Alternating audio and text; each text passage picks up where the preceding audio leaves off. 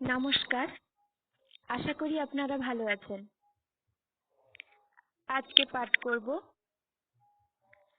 আশাপূর্ণা দেবীর প্রথম প্রতিশ্রুতি উপন্যাসের পরবর্তী অংশ। 18। সপরিবার টুষ্টু গয়লা মাঠে এসে বুক চাপড়াচ্ছে আর পরিত্রাহী চেঁচাচ্ছে। টুষ্টুর পরিবারে জলে পড়ে কি আগুনে পড়ে এইভাবে লুটোপুটি খাচ্ছে এখান থেকে ওখান।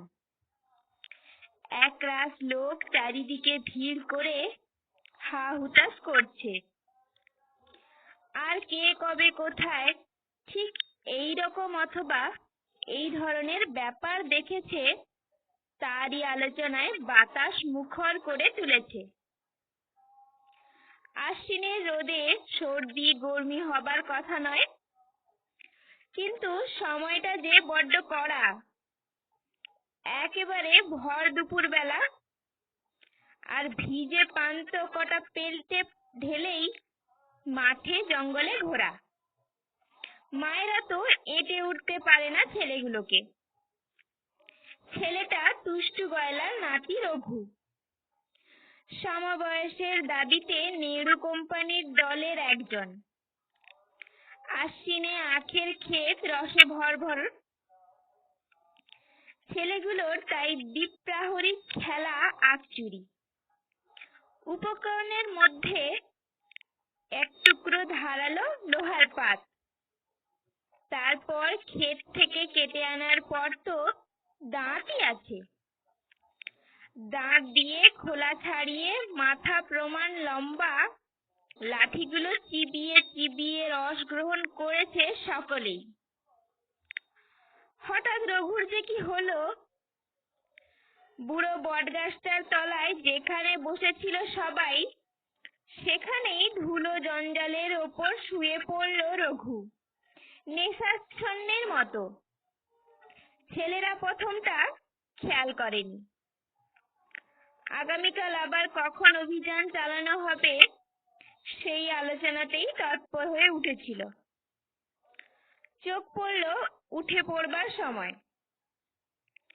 কি রে রঘু, তুই যে দিব্যি ঘুম মারছিস, বললে একজন হি হি হাসির সঙ্গে ঠেলা মেরে। কিন্তু পরক্ষণেই হাসি মুখটা কেমন শুকিয়ে উঠল তার। রঘুর দেহটা যেন শক্ত কাঠ মতো। রঘুর ঠোঁটের কোণে ফেনা। এই রঘুটার কি হয়েছে দেখ তো। কি আবার হলো? বেপরোয়া ছেলেগুলো রঘুর গায়ে হাত দিয়ে প্রথমটা হাসির ফোয়ারা ছোটালো। দেখছিস তালা কি রকম মটকা মেরে পড়ে আছে। এই রঘু, গায়ে কাঠ পিঁপড়ে ছেড়ে দেব, ওঠ বলছি। শুধু গায়ে কাঠ পিঁপড়েই নয়, কানে জল, পায়ে চিমটি ইত্যাদি করে ঘুম ভাঙাবার সমস্ত প্রক্রিয়া শেষ করার পর বেদম ভয় ঢুকলো ওদের। নিশ্চিত হলো এ ঘুম আর ভাঙবে না রঘুর। এ একেবারে মরণ ঘুম। নইলে অমন হলদে রংটা ওর এমন বেগুনে হয়ে উঠবে কেন? চল পালাই, বলল একজন। পালাবো? নেড়ু রুখে দাঁড়ায়। পালাবো না তো নিজেরাও রঘুর সঙ্গে জমের দক্ষিণ দরে যাব নাকি?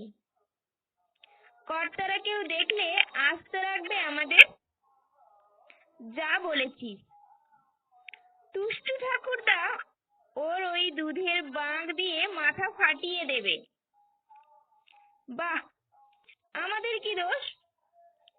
আমরা কি মেরে ফেলেছি? তা কে মানবে?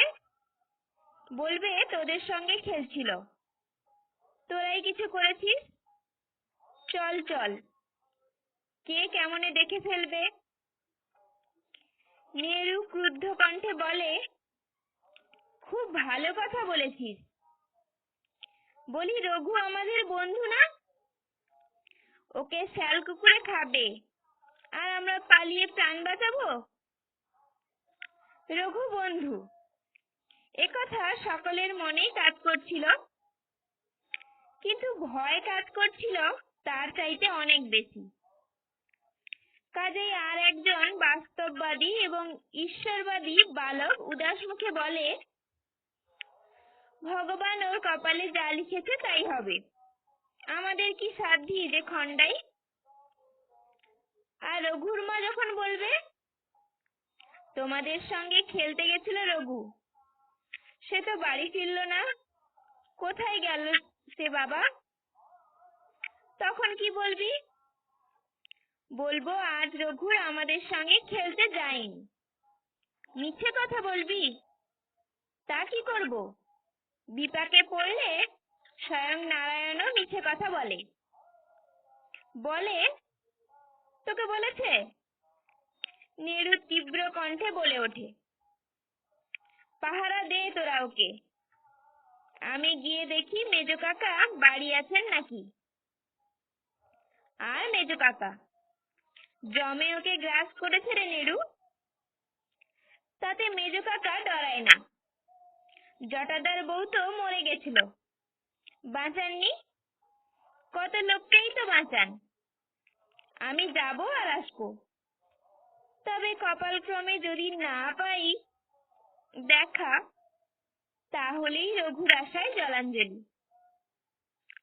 অগত্যাই রঘুর বাস্তববাদী বন্ধুরা জপলায়তি নীতি ত্যাগ করে রঘুর মৃতদেহ পাহারা দিতে সম্মত হলো। মায়া কি তাদেরই করছিল না? কিন্তু কি করবে?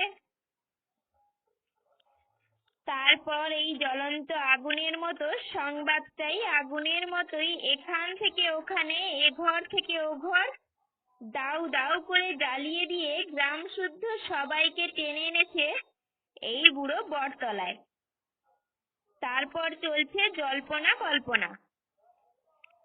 সর্দি ঘূর্ণি শরৎকালে? তা হবে না কেন? শরতের রোদই তো বিষ তুল্য। গণেশ তেলিশালির ছেলেটা সেবার ঠিক এইরকম করে। আর জীবন সাঁকড়ার ভাইপোটা,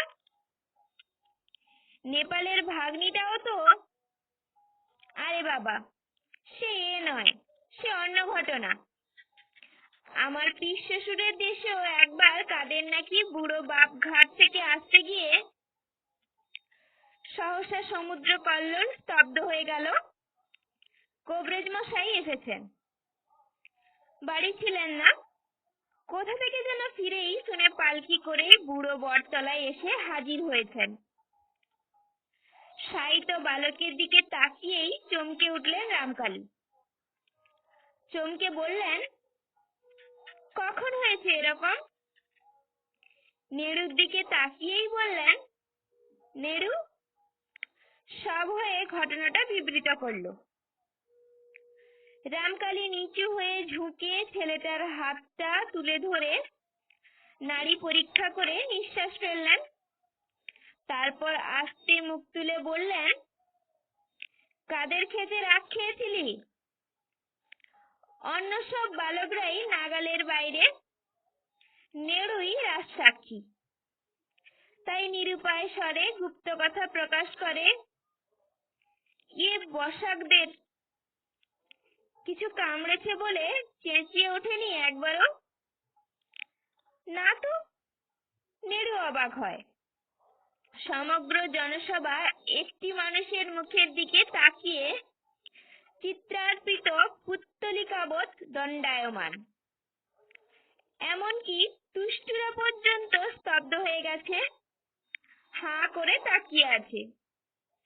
বোধ করি কোনো একটু ক্ষীণ আশায় বুক বেঁধে, সর্দি গরমি নয়, নিষ্ঠুর নিয়তির মতো উচ্চারণ করে রামকালী, সাপের বিষ, সাপের বিষ। একটা সমস্বর চিৎকার করে উঠল, কোথায় কোথায় কেটেছে? কাটেনি কোথাও, সে তো ওর সঙ্গীরাই বলছে। রামকালী নিঃশ্বাস ফেলেন। খাওয়ার সঙ্গে সঙ্গে দেহে বিষ প্রবেশ করেছে। একটু আগে যদি হাতে পেতাম, চেষ্টা করে দেখতাম। এখন আর কিচ্ছু করবার নেই। কবিরাজ মশাই, হাহাকার করে পায়ে আছড়ে পড়ল টুষ্টু। জগতের সবাইকে জীবন দিচ্ছেন কবিরাজ ঠাকুর, আর আমার নাতিটাকেই কিছু করবার নেই বলে ত্যাগ দিচ্ছেন। রামকালী ডান হাতটা তুলে একবার আপন কপাল স্পর্শ করে বলেন, আমার ভাগ্য। আপনার পায়ে ধরি ঠাকুর মশাই, ওষুধ একটু দেন।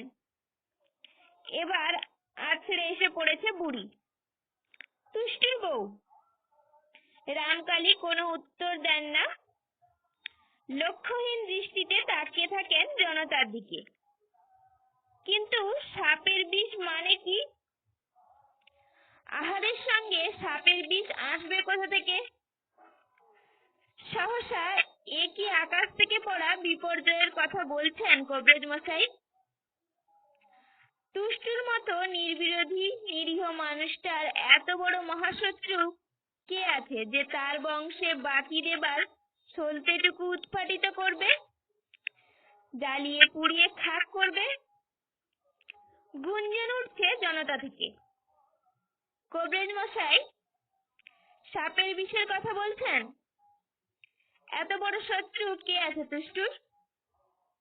কেন ভগবান? তীক্ষ্ণ একটা ব্যঙ্গ তিক্ত হাসির সঙ্গে কথাটা শেষ করেন রামকালী। ভগবানের বাড়া পরম শত্রু আর মানুষের কে আছে তুষ্টু? কিন্তু এত সংক্ষিপ্ত ভাষণ বোঝে কে? বিশদ না শুনতে পেলে ছাড়বেই বা কেন লোকে? শুধু সাপের বিষ ফতোয়া জারি করে নিষ্ঠুরের মতো নীরব হয়ে থাকলে প্রশ্ন বিষের দাহে যে ছটফট করবে লোকে। বলতেই হবে রামকালীকে। সাপে কাটলো না, তবু তার বিষ এলো কোথা থেকে? কিন্তু উত্তর দিয়ে যে রামকালী বাক শক্তি রহিত করে দিলেন সবাইকে, একই তাজ্জব কথা। আখের ক্ষেতে সাপের গর্ত ছিল, থাকেই এমন। ঠিক যে আখ গাছটার গোড়ায় সেই বিষের থলি, সেই আখটাই তুলে খেয়েছে হতভাগ্য ছেলেটা। এ কি বলছেন কবিরাজ মশাই? যা সত্য তাই বলছি।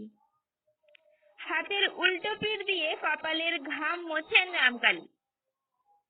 গম্ভীর কণ্ঠে উচ্চারিত হয়, নিয়তির উপর হাত নেই, আয়ু কেউ দিতে পারে না।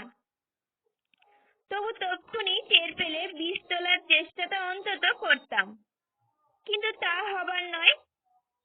অদৃশ্য নিয়তি অমোঘ নিষ্ঠুর, অমোঘ নিয়তি।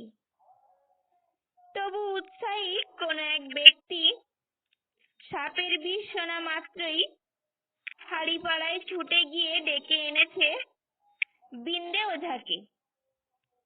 বিন্দে এসেও ধীরে ধীরে মাথা নাড়ে, অর্থাৎ সেই এক কথা, আর কিছু করবার নেই। কিন্তু মরাকে বাঁচাতে না পারুক, জ্যান্তটাকে তো মারতে পারে বিন্দে। সেই সর্বনাশের মূল স্বয়ং যমটাকে মন্ত্রের জোরে শেষ করে দিচ্ছে। জনমত প্রবল হয়ে ওঠে। হয়তো এই তীব্র বাসনার মধ্যে অন্য একটা প্রচ্ছন্ন বাসনাও সুপ্ত হয়ে রয়েছে। সন্দেহ নেই রামকালী কবিরাজ দেবতা, তার বিচার নির্ভুল। কিন্তু এ হেন কৌতূহলোদ্দীপক কথাটার একটা ফয়সালা তো হওয়া দরকার। বিন্দেকে ঝুলোঝুলি করতে থাকে সবাই। রামকালী সামান্য একটু বিষণ্ণ হাসি হেসে বলেন, যাচাই করতে চাও? হায় হায়, আজ্ঞে একই কথা। কি বলছেন ঠাকুর মশাই? যা বলছি তাতে ভুল নেই বাবা সকল। যা হোক একটা কথা কেউ বললেই সেটা বিশ্বাস করে নিতে হবে তার কোনো হেতু নেই।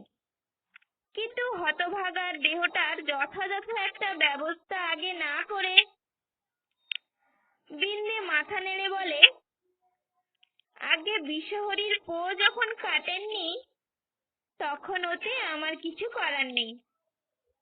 ও আপনার সহজ মৃত্যুর হিসেবেই যা করবার করতে হবে। কিন্তু দেখছো তো বিষে একেবারে নীল হয়ে গেছে। তা অবশ্যই দেখছি আগে, একেবারে কালকৌটে দংশনের চেহারা। তবু যা কানুন। বাবা সকল, তোমরা তবে আর বৃথা ভিড় না করে কাজে লাগো, শিথিল স্বরে বলেন রামকালী। রঘুর দিকে আর যেন তাকাতে পারছেন না তিনি। কিন্তু কে এখন কাজে লাগতে যাবে? এত বড় একটা উত্তেজনা তাদের অধীর করে তুলেছে। সকলে বিন্দেকে ঘিরে ধরে চেঁচাচ্ছে, করি চাল তুই, করি চাল। হারামজাদা বেটা সুর সুর করে এসে তোর ঝাঁপিতে ঢুকুক, তারপর তুই আছিস আর তোর বিষ পাথর আছে, আসলে মেরে ফেল। তোমরা এত ছেলে মানুষই করছো কেন? সাপটাকে ঠিক পাওয়াই যাবে তার নিশ্চয়তা কি? পাওয়া যাবে না মানে? আপনি যখন বলছেন। বিষ তো ঠিক, কিন্তু আখের ক্ষেতটা আমার অনুমান মাত্র। তার আগে জল টল কিছুই যখন খায়নি বলছে তাই। কিন্তু এখন বিন্দের কীর্তি নিয়ে পড়লে তোমরা তো। কিন্তু যে যতই ভয় ভক্তি করুক রামকালীকে, আজকের উত্তেজনা তাকে ছাপিয়ে উঠেছে। যদি আখের গাছের গোড়ায় সাপের বাসা থাকে, সেই খেয়ে জলজান্ত একটা সাদস্যি গোয়ালার ছেলে একদণ্ডে মরে যাবে, তা যদি হয় সেটা চোখের সামনে যাতেই হোক। সাপের গর্ত আবিষ্কৃত না হওয়া পর্যন্ত কেউ নড়বে না। অতএব সমস্ত দৃশ্য যথাযথ রয়ে গেল। রঘুর ব্যবস্থায় কেউ গাও দিল না। বিন্দে ওঝা মহাকলরবে সাপ চেলে আনার মন্ত্র আওড়াতে শুরু করে দিল। রামকালী চুপ করে দাঁড়িয়েছিলেন, হয়তোবা শেষ অবধি দাঁড়িয়েই থাকতেন, হয়তোবা এক সময় চলেই যেতেন। কিন্তু সহসা সেজখুড়ো এসে হাজির হয়ে চাপা গলায় ডাক দিলেন, রামকালী। খানিক আগে গ্রামের আরো অনেক কাজের লোকের মতো সেজকর্তাও একবার এখানে এসে ঘুরে ফিরে নানা মন্তব্য করে চলে গেছেন। আবার ফিরে এলেন কোন বার্তা নিয়ে? না, বার্তাটা বলতে রাজি নন সেজকর্তা। তবে জরুরি দরকার, বাড়ি যেতে হবে রামকালীকে। দ্বিতীয় প্রশ্ন আর করলেন না রামকালী। ধীরে ধীরে সরে এলেন বুড়ো বটতলা থেকে। অকর্মা একদল লোক যখন বিন্দেকে ঘিরে উন্মত্ত হট্টগোল করছে, ভাবলেন মৃত্যুর কারণটা না বললেই হতো। মৃত্যুই। মৃত্যুর কারণ নির্ণয় করতে পারলেই কি দুষ্টু নাতিকে ফিরে পাবে, নাকি আততায়ীকে শেষ করে ফেললেই পাবে? তা পায় না। তবু মৃত্যুর পর মৃত্যুর কারণ নিয়ে মাথা ঘামায় লোকে, আর খুন হলে নিহত ব্যক্তির হত্যাকারীর ফাঁসি ঘটাবার জন্যে মরণ বাঁচন পণ করে লড়ে। আকাশ আর পাতাল, পাহাড় আর সমুদ্র, কোন পরিবেশ থেকে কোন পরিবেশ। কিন্তু ঘটনা যাই হোক, রামকালীর অন্তঃপুরেও প্রায় শোকেরই দৃশ্য। দিনতারিণী চোখ মুছছেন কাশীশ্বরী। ভুবনেশ্বরী মূর্ছাতুরার মতো পড়ে আছে একপাশে। মোক্ষদা দাপিয়ে বেড়াচ্ছেন এবং সেজখড়ি, কুঞ্জর বউ আশ্রিতা, অনুগতা প্রভৃতি অন্যান্য নারীকুল নিম্নস্বরে রামকালীর জেদ, তেজ ও অদূরদর্শিতার নিন্দাবাদ করছেন। শুধু সারদা সেখানে নেই, সে তদব্যস্তে কুটুম বাড়ির লোকের আহার আয়োজনে ব্যাপৃত আছে। দুষ্টু গয়লার নাতির ব্যাপার নিয়ে সারা গ্রাম আজ তোলপাড়। তবে বাইরের কোনো হুজুগে এ বাড়ির অন্তঃপুরিকাদের উঁকি দেবার অধিকার নেই, বাদে মোক্ষদা। মোক্ষদা একবার দেখে এসে স্নান করেছে, আর যাবেন না। গিয়ে করবেনই বা কি? সত্য শ্বশুরের প্রেরিত চিঠি কুঞ্জবিহারী পড়ে দিয়েছেন, আর তারপর থেকেই বাড়িতে এই শোকের ঝড় বইছে। জামাইয়ের মা বাপ যদি ছেলের আবার বিয়ে দেয়, মেয়ের মৃত্যুর চাইতে সেটা আর কম কি? পরের মেয়ে বউকে উদারতার উপদেশ দেওয়া যায়, তার মধ্যে সতীনের হিংসের পরিচয় পেলে নিন্দে করা যায়, কিন্তু ঘরের মেয়ের কথা আলাদা। সারাদিনের ক্লান্ত পরিশ্রম দেহ আর তুষ্টুর নাতির ওই শোচনীয় পরিণামে ক্লিষ্ট মন নিয়ে বাড়ি ঢুকেই ঘটনাটা শুনলেন রামকালী। তীক্ষ্ণ তীব্র দুই চোখের মণিতে জ্বলে উঠল দু ডেলা আগুন। মনে হলো ফটে পড়বেন এক্ষুনি। ধৈর্যচ্যুত হয়ে চিৎকার করে উঠবেন, কিন্তু তা তিনি করলেন না। শুধু ভয়াবহ ভারী গলায় প্রশ্ন করলেন, কে এসেছে চিঠি নিয়ে? এই সময় মোক্ষদা ভিন্ন আর কার সাধ্য আছে সামনে এগিয়ে যাবার? তিনিই গেলেন, বললেন, এনেছে ওদের ওখানে এক আচার্যের ছেলে। গোপনে আচার্যি না কি বলল? কোথায় সে? চণ্ডীমণ্ডপে? না, খেতে বসেছে। ঠিক আছে, খাওয়া হলে আমার সঙ্গে দেখা করতে পাঠিয়ে দিও। চণ্ডীমণ্ডপে আছি আমি। মোক্ষদা প্রমাদ গুণে বলে, তা তুমিও তো আজ সারাদিন নাওয়া খাওয়া করনি। যাক, বেলা পড়ে এসেছে, একেবারে সন্ধ্যান্নিক সেরে যা হয় হবে। লোকটা একটু রক্তটা আছে, একটু বুঝে সুঝে কথা কয়ে তার সঙ্গে। রামকালী ভুরু কুঁচকে বললেন, লোকটা একটু কি আছে? বলছিলাম রক্তটা আছে। মোক্ষদাকে অবাক করে দিয়ে সহসা হেসে ওঠেন রামকালী। তাতে কি, আমি তো আর রক্তটা নই। তা বলেছিলেন রামকালী ঠিকই, রগ মাথা সবই তিনি খুব ঠান্ডা রেখেছিলেন, বুঝিবা অতি মাত্রাতেই রেখেছিলেন।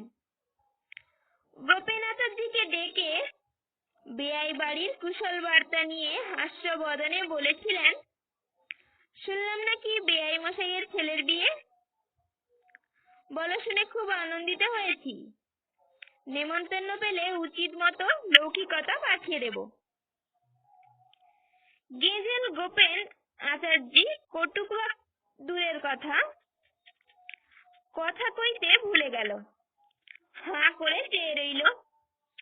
খাওয়া দাওয়া হয়েছে তোমার? আগে হ্যাঁ। আজ রাতে তো আর ফিরছে না? আগে না। বেশ, সকালে জল টল খেয়ে যাত্রা করো। আগে মেয়ে তাহলে পাঠাবেন না? মেয়ে? কার মেয়ে? কোথায় পাঠাবার কথা বলছো? গোপেন এবার সাহসে ভর করে বলে ওঠে, আগে আগে আপনার মেয়ের কথা ছাড়া আপনাকে আর কার কথা বলতে আসবো? মেয়ে তাহলে পাঠাবেন না?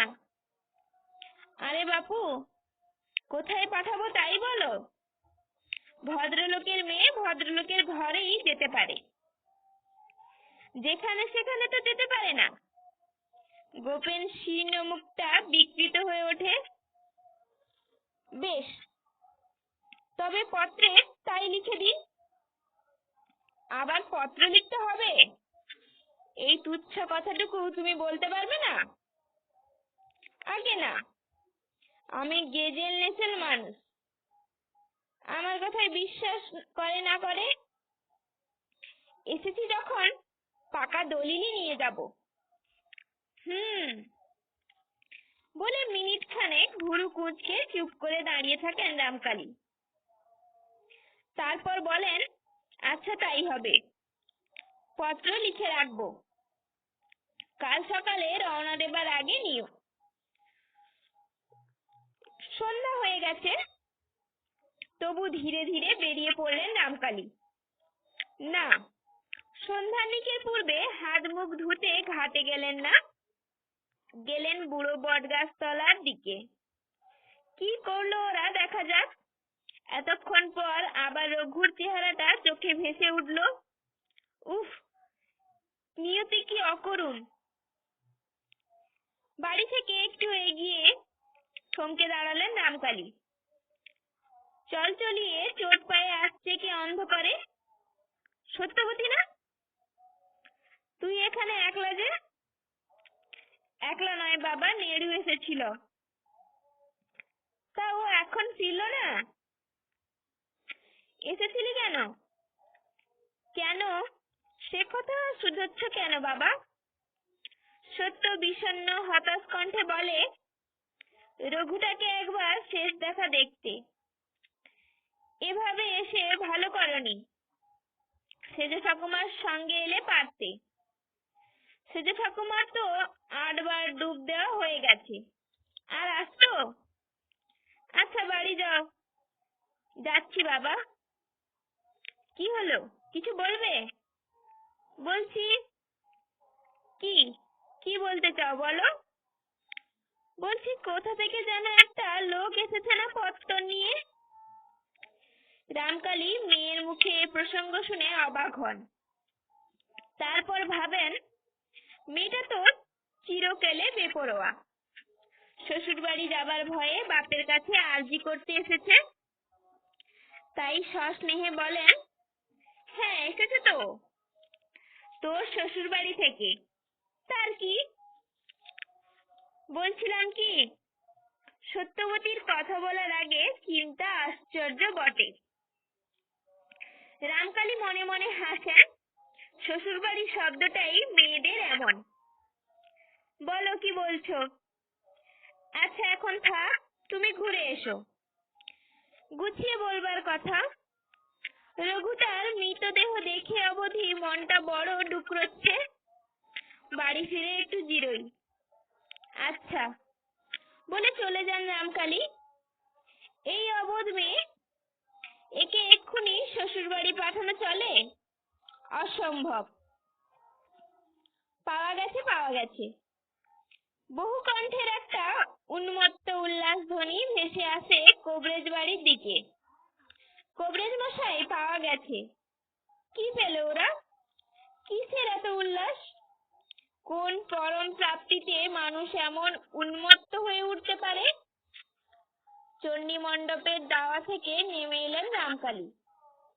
তবে কি হতভাগ্য রঘুর প্রাণটাই ফিরে পাওয়া গেল তুষ্টুর পূর্বজন্মের পুণ্যে? কলিযুগেও ভগবান কানে শুনতে পান? রঘু কি শুধু অজ্ঞান হয়ে গিয়েছিল?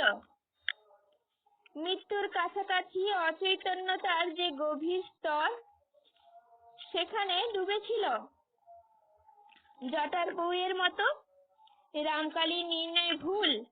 তাই হোক তাই হোক, হে ঈশ্বর, একবারের জন্য অন্তত তুমি রামকালীর গর্ব খর্ব করো।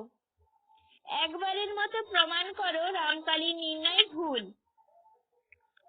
না, কলিযুগের ভগবান হাবা কালা ঠুটো। রামকালীর গর্ব খর্ব করবার গরজ নেই তার। রঘুর প্রাণটা ওরা ফিরে পায়নি, পেয়েছে তার প্রাণঘাতককে। ওঝার মন্ত্র চালনার গুণে সাপটা এসে লুটিয়ে পড়েছে মুখে ফেনা ভেঙে। আশ্চর্য, এ এক পরম আশ্চর্য। সাপটাকে নাকি নিতে চেয়েছিল ওঝা, কাকুতি মিনতি করে বলেছিল এমন জাত সাপ দৈবাত মেলে, কিন্তু জনতার আক্রোশ থেকে রক্ষা করতে পারেনি। তার জাত সাপকে লাঠি দিয়ে আর বাঁশ দিয়ে পিটিয়ে তার গোল চকচকে দেহটাকে ছেঁচে কুটে চ্যাপ্টা করে দিয়েছে সবাই। অপরাধ নিও না মা, জগৎ গৌরী বলেছে আর পিটিয়েছে। এখন লম্বা একটা বাঁশের আগায় সেই মরা সাপটাকে ঝুলিয়ে নিয়ে ওরা এসেছে রামকালীর জয়গান করতে। ওঝা বুড়ো তার নিকষ কালো গুলি পাকানো বেটে শরীরটাকে নিয়ে আসছে ছুটে ছুটে বকশিসের আশায়। মোটা বকশিস কি আর না দেবেন রামকালী? ওঝার সাফল্য যে রামকালীরও সাফল্য।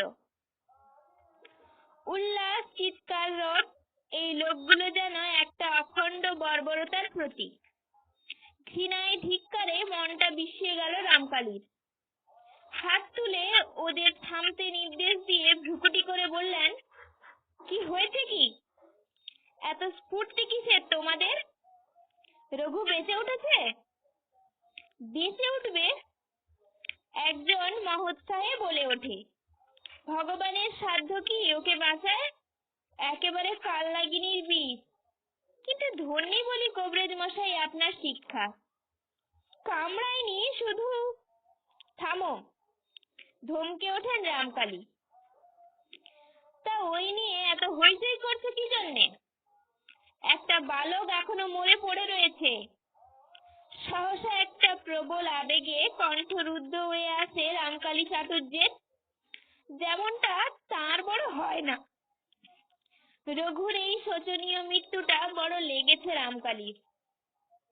বারবার মনে হচ্ছে হয়তো সময় থাকতে রামকালীর হাতে পড়লে বেঁচে যেত ছেলেটা। ভাবতে চেষ্টা করছেন নিয়তি অমোঘ, আয়ু নির্দিষ্ট, এ চিন্তা মূঢ়তা, তবু সে চিন্তাকে রোধ করতে পারছেন না। বিষ নিবারক ওষুধগুলো তাদের নাম আর চেহারা নিয়ে অনবরত মনে ধাক্কা দিচ্ছে। আগে কর্তা, মা বিষহরি নিলে কে কি করতে পারে? তবে কীর্তি একটা দেখালেন বটে।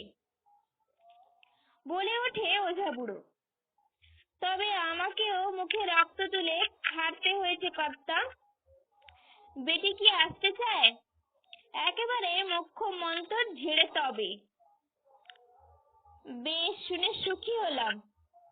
যাও তোমরা এখন ওটার একটা সদ্গতি করো গে। সাপ মারলে তাকে শাস্ত্রীয় আচারে দাহ করা নিয়ম, সেই কথাই উল্লেখ করে কথাটা বলেন।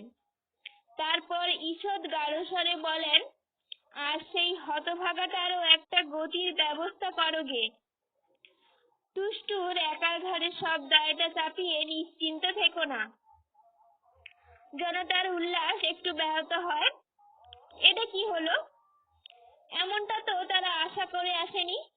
ভেবেছিল সাপটা আবিষ্কৃত হয়েছে দেখে নিঃসন্দেহে উৎফুল্ল হবেন রামকালী, কারণ এটা তার জয় পতাকা বলা চলে। অনেকের মধ্যেই তো একটা অবিশ্বাস রুখে দিয়েছিল কবরেজ মশাইয়ের প্রতি অপরিসীম বিশ্বাস সত্ত্বেও। একেবারে একটা অসম্ভব কথাই যে বলেছিলেন রামকালী। অসম্ভব যে সম্ভব হয়, এ কথা প্রমাণ করত কে এই সাপটা ছাড়া? অথচ রামকালী যেন নির্বিকার। ক্ষুব্ধ হলো, আহত হলো ওরা। সে ব্যবস্থা কি আর না হচ্ছে কবরেজ মশাই? ওরা বলে, এতক্ষণে বাঁশ কাটা হয়ে গেল বোধহয়। তবে কথা হচ্ছে সাপের মরা, ওকে তো ভাসাতে হবে। না, ভারী গলায় বলেন রামকালী, সাপে কাটেনি, যথারীতি দাহর ব্যবস্থাই করো গে। কতগুলো হইচই করো না। বাঁশ ঘাড়ে করে চলে গেল ওরা। তার পিছনে গ্রাম ঝাঁটানো ছেলে মেয়ে, ইতর ভদ্র। ওদের গমন পথের দিকে তাকিয়ে থাকতে থাকতে হঠাৎ মনে হলো রামকালীর, এরা আমাদের আত্মীয়, এই আমাদের প্রতিবেশী। বুনো জঙ্গুলে কোন সাঁওতালদের থেকে এমন কি উন্নত এরা? বর্বরতার সুযোগ পেলেই তো মেতে উঠতে চায় এই বন্য বর্বরতায়। মৃত্যুকে যে একটু শ্রদ্ধা করতে হয়, শ্রদ্ধার লক্ষণ যে নীরবতা, এ বোধের কণামাত্রতে নেই এদের।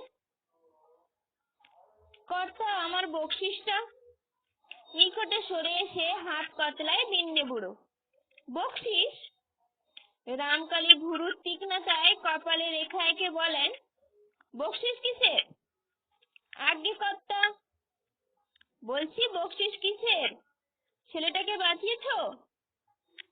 সে আজ্ঞে মৃত্যুর পর আর বাঁচবে কে? হ্যাঁ, তা আমি জানি। শুধু এটাই বুঝতে পারছি না, বকশিস পাবার দাবিটা কখন হলো তোমার? বেশ, বকশিস না দেন, মজুরিটা তো দেবেন আজ্ঞে। ওঝা এবার উঠে ওঠে। সেটা দেবে যারা ডেকে এনেছে। শান্ত গম্ভীর কণ্ঠে বলেন রামকালী, আমি তোমায় ডেকে আনিনি। 10 জনের মধ্যে কাকে ধরতে যাব কর্তা? বিন্দে বেজার মুখে বলে, না দেন তো চলে যাব, গরিব মানুষ। দাঁড়াও। রামকালী বেনিয়ারের পকেট থেকে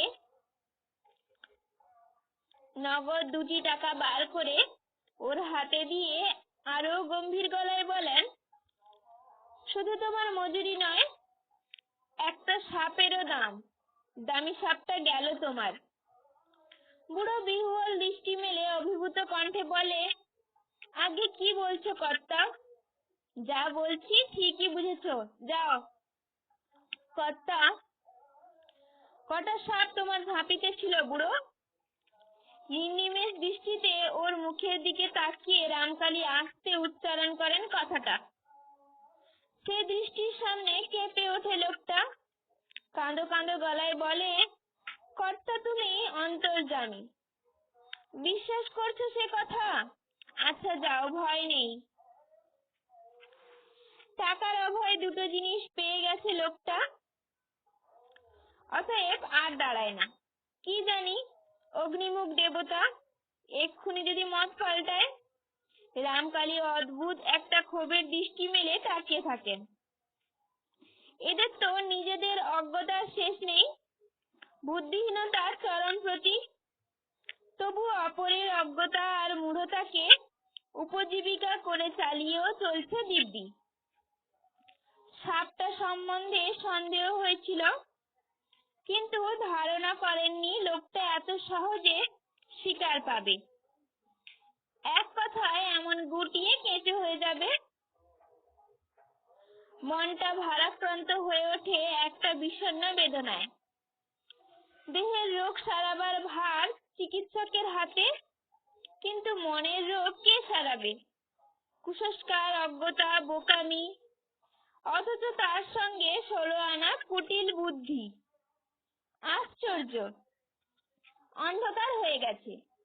আহ্নিকের সময় উত্তীর্ণ প্রায়, তবু সেই দাওয়ার ধারেই জল চৌকিটার উপর বসে আছেন রামকালী। খড়মটা পায়ে পড়া নেই, পা দুটো আলগা, তার উপর চাপানো। অন্ধকারে খড়মের রূপোর বোল দুটো ঈষৎ চকচক করছে। বাবা! চমকে উঠলেন এই অপ্রত্যাশিত ডাকে। সত্য, তুমি এখানে? ও, আহ্নিকের সময় উত্তীর্ণ হয়ে যাচ্ছে তাই বলতে এসেছো? যাও মা, তুমি ভেতরে যাও। আমি সে কথা বলতে আসিনি বাবা। সে কথা বলতে আসনি তাহলে? বলছিলাম, চায় মরিয়ার মতন বলে ফেলে সত্য। বারুইপুরের লোককে হ্যাঁ করে দাও না বাবা। বারুইপুরের? রামকালী অবাক হয়ে বলেন, হ্যাঁ করে দেব? কি হ্যাঁ করে দেব? তুমি তো বুঝতেই পারছো বাবা। সত্য কাতর সুরে বলে, আমি আর নির্লজ্জের মতো মুখ ফুটে কি বলবো? রামকালী মেয়ের মুখটা দেখতে পান না অন্ধকারে, কিন্তু স্বরটা ধরতে পারেন। তবু বুঝতে সত্যিই পারেন না সত্য কি বলতে চায়। বারুইপুরের লোকটা চলে যাওয়ার ব্যাপারে হ্যাঁ করতে বলতে চাইছে নাকি? রামকালী তো সে রায় দিয়েছেন, তবে বাড়ির মেয়েরা বোধ হয় এখনো যে টানছেন। সান্ত্বনার গলায় বলেন, ভয় পেও না, শ্বশুরবাড়ি তোমায় যেতে হবে না এখন। সত্য বোঝে বাবা তার আবেদন ধরতে পারেননি, আর পারার কথাও নয়। সত্যর মতন কোন মেয়েটা নিজের গলা নিজে কাটতে চায়? কিন্তু সত্য যে 7-5 ভেবে তাই চাইছে। হাড়ি কাঠের নিচে গলাটা বাড়িয়েই দিচ্ছে। পিস ঠাকুমার দল সশব্দে ঘোষণা করেছেন, অহংকারে ধরাকে ধরা দেখে রামকালী, মেয়ের আখের ঘোচালেন। কুটুমরা রক্ত মাংসের মানুষ বইতো কাঠ পাথরের নয় যে এত অপমান সহ্য করে বসে থাকবে। ছেলের আবার বিয়ে দেবেই নির্ঘাত, আর রামকালী চিরকাল মেয়ে গলায় করে বসে থাকবেন। গলায় পড়া মেয়ে মানে হাতে পায়ে বেড়ি। সত্য ভেবে ঠিক করেছে, বাপ মায়ের হাতে পায়ে বেড়ি হয়ে থাকাটা কোনো কাজের কথা নয়। তার চাইতে বাপের সুমতি করানোই ভালো। কিন্তু বাবা তার বক্তব্যই ধরতে পারছেন না। অতএব আর লজ্জার আবরণ রাখা চলল না। সত্য সকালবেলা চিরতার জল খাওয়ার মতোই চোখ কান বুজে বলে ফেলল, সে ভয়কে আমি মনে ধরাচ্ছি না বাবা, বরং উল্টো কথাই বলছি। ও তুমি পাঠাবার মন করেই দাও, আমার কপালে মরণ বাসন যা আছে হবে। রামকালী স্তম্ভিত হলেন। এ যাবৎ মেয়ের বহু দুঃসাহসের পরিচয় তিনি পেয়েছেন। সে দুঃসাহস পরিপাকও করেছেন, কারণ তার অর্থ হৃদয়ঙ্গম করেছেন। কিন্তু এটা কি? নিজে সেধে শ্বশুর বাড়ি যেতে চাইছে সে। বয়স্কা মেয়ে নয় যে এ চাওয়ার অন্য অর্থ করবেন। তবে কণ্ঠস্বর গম্ভীর হলো, হয়তোবা একটু রূঢ়।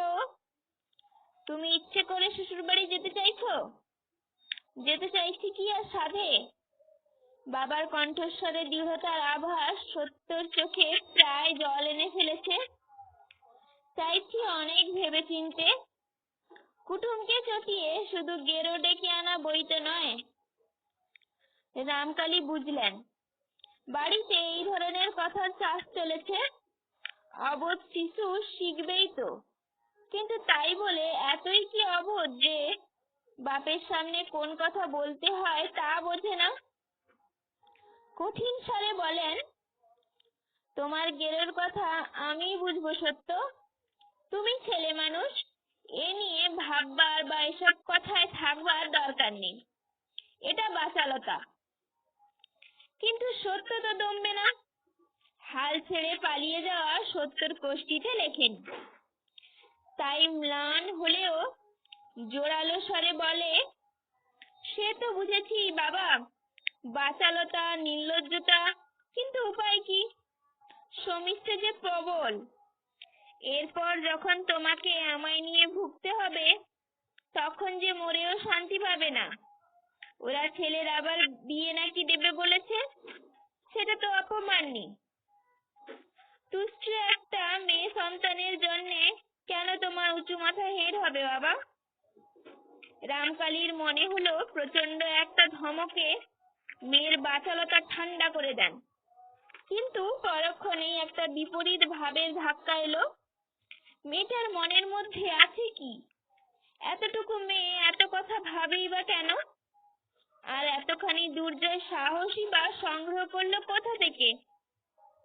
বাপের সঙ্গে শ্বশুরবাড়ি যাওয়ার আলোচনা ভূভারতে আর কোন মেয়ে করেছে কখনো?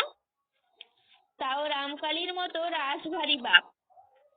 মা দিনতারিণী পর্যন্ত যার সঙ্গে সমীহ করে কথা বলেন। তাছাড়া শ্বশুরবাড়ি শব্দটাই তো মেয়েদের কাছে সাপ, খোপ, বাঘ, ভাল্লুক, ভূত, চোর সবকিছুটাই তো ভয়। সে ভয়কেও জয় করেছে সত্য কোন নির্ভয় মন্ত্রের জোরে। ঠিক করলেন ধমকে ঠান্ডা করবেন না। শেষ অবধি ধৈর্য ধরে শুনবেন ওর কথা। দেখবেন ওর মনের গতির বৈচিত্র্য। রাগের বদলে একটা বিস্মিত কৌতূহল জাগছে। শান্ত গলায় বললেন, মেয়ে সন্তান যে তুচ্ছ, এটা তো তুমি কখনো বলো না। বলি না, অবস্থাই বলাচ্ছে বাবা। তুষ্ট না হলে আর তাকে সাত তাড়াতাড়ি পরগোত্তর করে দিতে হয়। একটা সন্তান বলে কথা, তাও তো ঘরে রাখতে পারোনি, তবে আর মিথ্যে মায়ে জড়িয়ে কি হবে বাবা? সেই পরগোত্তরই যখন করে দিয়েছো, তখন আর জোর কি? আজ নয় কাল পাঠাতে তো হবে। বলতে তো পারবে না দেব না আমার মেয়ে। তবে পাঠাবার একটা সময় আছে, নিয়ম আছে, সে তুমি এখন বুঝবে না। ও নিয়ে মিছে মাথা খারাপ করো না। যাও ভেতরে যাও। ভেতরে নয় যাচ্ছি, কিন্তু মনের ভেতরে তোলপাড় হচ্ছে বাবা। রঘুর মৃত্যু আজ আমার দৃষ্টি খুলে দিয়েছে। ভগবানের রাজ্যেই যখন সময় বাঁধা নেই, নিয়ম নেই, তখন মানুষের আর থাকবে কি? এই আজ আমাকে পরের ঘরে পাঠাতে বুক ফাটছে তোমার। এক্ষুনি যদি মৃত্যু এসে দাঁড়ায়, দিতে তো হবে তার হাত তুলে। সহসা আঁচলের কোণ তুলে চোখটা মুছে নেয় সত্য।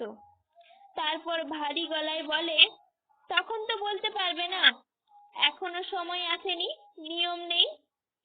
ও শ্বশুর বাড়ি আর জমের বাড়ি দুই যখন সমতুল্যি, তখন আর মনে খেদ রেখো না। পাঠিয়ে দিয়ে মনে করো সত্য মরে গেছে। আর বোধ করি শক্ত থাকতে পারে না সত্য।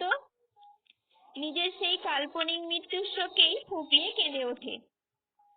স্তব্ধ রামকালী সেই ক্রন্দনবতীর দিকে তাকিয়ে থাকেন। মেয়েটা কি শুধুই শেখা বুলি করতে যায়, না সত্যি এমনই করে ভাবে? খানিকক্ষণ পরে স্তব্ধতা ভেঙে বলেন, মন কেমনের কথা আমি ভাবি না সত্য। তুমি বড়দের মতো কথা বলতে শিখেছো তাই বলছি। তোমায় পাঠালে আমার মান থাকবে না। সত্য গভীর দুঃখে হতাশ স্বরে বলে, বুঝি বাবা, বুঝি নাকি? কিন্তু এ তো তবু ওদের কাছে মান থাকা মান যাওয়া। গলবস্তার হয়ে যেদিন ওদের ঘরে মেয়ে দিয়েছো, মান তো সেদিনই গেছে। কিন্তু ওরা যদি তোমার মেয়েকে ত্যাগ দেয়, তাহলে যে দেশ শুদ্ধ লোকের কাছে হতমান্যি। দুদিক বিবেচনা করো বাবা। রামকালীর গলা দিয়ে বুঝি আর শব্দ বেরোয় না। ভাষা স্তব্ধ হয়ে গেছে তার। মেয়েটা কি সত্যি বালিকা মাত্র নয়? ওর মধ্যে কি কোনো শক্তির ভর হয়? বুদ্ধির শক্তি, বাক্যের শক্তি? আচ্ছা তুমি যাও, আমি ভেবে দেখছি। ভাবো, যা পারো আজ রাত্রির মধ্যে ভেবে নাও। ওই হতচ্ছাড়াটা তো রাত পোহাতেই বিদেয় হবে। ছি মা, শ্বশুরবাড়ির লোকের সম্পর্কে কি এভাবে বলতে আছে? নেই তা তো জানি বাবা, কিন্তু দেখে যে অপবৃত্তি আসছে। কুটুম বাড়িতে পাঠাবার যোগ্য একটা লোকও জোটেনি। রামকালী ঈষৎ তরল কণ্ঠে বলে ওঠেন, তুই তো আমার মুখ হেঁট হবার ভয়ে সারা, কিন্তু শ্বশুররা ত্যাগ না দিয়ে কি ছাড়বে তোকে? দুদিন ঘর করেই তো ফেরত দেবে। তোকে নিয়ে কে ঘর করবে সত্য? এত বাকি কে সইতে পারবে? সত্য সগৌরবে মাথা তুলে বলে, সে তুমি নিশ্চিন্তে থাকো বাবা। সত্যকে দিয়ে তোমার মুখ কখনো হেঁট হবে না। রামকালী গভীর স্নেহে মেয়ের পিঠে একটু হাত রাখেন। মেয়েটা যে কি তিনি বুঝে উঠতে পারেন না। থেকে থেকে সে যেন তীক্ষ্ণ একটা প্রশ্নের মতো তার সামনে এসে দাঁড়ায়। যে কথাগুলো বলে সব সময় সেগুলো মেয়ের শেখা কথা বলে উড়িয়ে দেওয়াও শক্ত। সেসব কথা চিন্তিত করে, বুঝিবা ভীতও করে। তবু রামকালী ওকে বুঝছেন, কিন্তু পৃথিবী কি ওকে বুঝবে? ও কেন সাধারণ হলো না? পুণ্যির মতো, বাড়ির আর 5টা মেয়ের মতো। রামকালী তাহলে ওর সম্পর্কে নিশ্চিন্ত থাকতেন, সুখী হতেন।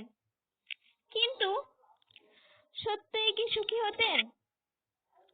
সত্য সাধারণ হলে, বোকা হলে, ভোঁদা হলে সত্যকে যে তার একটা দামি জিনিস বলে মনে হয়, সেটা কি হতো তাহলে? কেবলমাত্র স্নেহের ওজন চাপিয়ে পাল্লাটা এত ভারী করে তুলতে পারতেন। যাও মা, ভেতরে যাও, আন্নি করবো এবার। যাচ্ছি। উঠে দাঁড়িয়েই রামকালীর অসাধারণ মেয়ে সহসাই একটা হাস্যকর সাধারণ কথা বলে বসে। ভেতর দালান পর্যন্ত একটু এগিয়ে দেবে বাবা? এগিয়ে দেব? কেন রে? রঘুর দৃশ্যটা দেখে অবধি গাটা কেমন ছমছম করছে বাবা। মেলাই অন্ধকার ওখানটায়। হ্যাঁ হ্যাঁ চল, যাচ্ছি আমি। কেন যে তুমি গেলে সেখানে? ভালো করনি। রামকালী কি একটু আশ্বস্ত হলেন তার নির্ভীক মেয়ের এই ভয়টুকু দেখে। মেলাই অন্ধকারটা পার হয়ে এসে সত্য একবার থমকে দাঁড়ালো। তারপর ঝপ করে বলে উঠল, ভাবতে ভুলে যেও না বাবা। ভাবতে? কি ভাবতে? ও, অন্যমনস্কতা থেকে সচেতনতায় ফিরে আসেন রামকালী। ভেবেছি, পাঠিয়েই দেব তোমায়। সহসা কান্নায় উঠলে উঠল সত্য। আমার উপর রাগ করলে বাবা? না, রাগ করিনি। আবার আনবে তো? কান্না অদম্য হয়ে ওঠে। ওরা যদি পাঠায়? নির্লিপ্ত কণ্ঠে বলেন রামকালী। পাঠাবে না বই কি। ইস! মুহূর্তে কান্না থামিয়ে উদ্দীপ্ত হয়ে ওঠে সত্য। তুমি ওদের মান রাখছো আর ওরা তোমার মান রাখবে না? পাছে কুটুম্বর সঙ্গে অশ্রস হয়, আসা যাওয়া বন্ধ হয়, এই ভয়ে বুক ফেটে যাচ্ছে, তবু যেতে চাইছি আমি। বুঝবে না তারা সে কথা। রামকালী আর একবার চমৎকৃত হলেন। অতটুকু মগজে এত তলিয়ে ও ভাবে কি করে?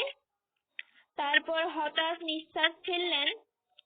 বুঝবার কথা যদি সবাই বুঝতো। মেয়ের বিয়ে দেবার সময় জামাইয়ের রূপ দেখে নেওয়া যায়, কুল দেখে নেওয়া যায়, অবস্থা দেখে নেওয়া যায়, কিন্তু তার সংসার শুদ্ধ পরিজনের প্রকৃতি তো আর দেখে নেওয়া যায় না। মেয়েকে রামকালী গৌরীদান করেছেন। পাত্র খোঁজার সময় দিনতারিণী বলেছিলেন, তোমার মোটে একটা মেয়ে, পরের ঘরে কেন দেবে? একটি সুন্দর দেখে কুলীনের ছেলে নিয়ে এসে ঘর জামাই রাখো। ভুবনেশ্বরীও স্পন্দিত চিত্তে শাশুড়ির অন্তরালে বসে রায় শোনবার জন্য হাঁ করেছিল। কিন্তু রামকালী তাদের আশায় জল ঢাললেন। বললেন, ঘর জামাই? ছি ছি ছি। কেন? দিনতারিণী বুকের ভয় চেপে জেদের সুরে বলেছিলেন, লোকে কি এমন করে না? লোকে তো কত কি করে মা। তা বৌমার যে আর ছেলে পুলে হবে এ আশা দেখি না। কুষ্টিতেও নাকি আছে এক সন্তান। তাহলে তোমার বিষয় আশায় তো জামাই পাবে। ছোট থেকে গড়ে পিটে তৈরি না করলে। রামকালী তীব্র প্রতিবাদে মাকে নির্বাক করে দিয়েছেন। রাসু থাকতে, তার ভাইয়েরা থাকতে জামাই বিষয় পাবে, একথা তুমি মুখে আনলে কি করে মা? ছি ছি, সত্য কেন বাপের ভাত খেতে যাবে? এমন পাত্রে দেব যাতে জামাইকে শ্বশুরের বিষয়ে লোভ করতে না হয়। তা সে কথা রামকালী রেখেছিলেন। মেয়ের যা বিয়ে দিয়েছিলেন, শ্বশুরের সম্পত্তিতে লোভ করার দরকার তাদের নেই। বিষয় আশয় ঢের। সেও বাপের এক ছেলে। শুনেছেন বাপ একটু কৃপণ, তা সে আর কি করা যাবে? সব নিখুঁত কি হয়? তেমনি যে চাঁদের মতো জামাই, তাছাড়া পরম কুলীন, এর বেশি আর কি দেখা যায়? কিন্তু লোভ কি মানুষ দরকার বুঝে করে? রামকালী কি স্বপ্নেও ভেবেছেন তার পরম কুলীন বেহাই দৃষ্টি মেলে বসে আছেন তার বিষয়ের দিকে? এমন তীব্র লোভ যে রামকালীর অবর্তমান অবস্থাটাই তার একান্ত চিন্তনীয় বিষয়। রামকালীর চাইতে বছর দেড়েকের বড় হয়েও তিনি চিরবর্তমান থাকবেন, এমনই আশা। এসব জানেন না রামকালী। শুধু জামাই পার চর্চা করছে এটা জেনেছেন। জেনে সন্তুষ্ট হয়েছেন? ম্লেচ্ছবিদ্যা বলে হেয় করবেন এমন সংস্কারাচ্ছন্ন রামকালী নন। শিখুক ভালোই, ম্লেচ্ছদেরই তো রাজত্ব চলছে এখন। ধন্যবাদ। পরবর্তী অংশ পাঠ করব পরের ভিডিওতে।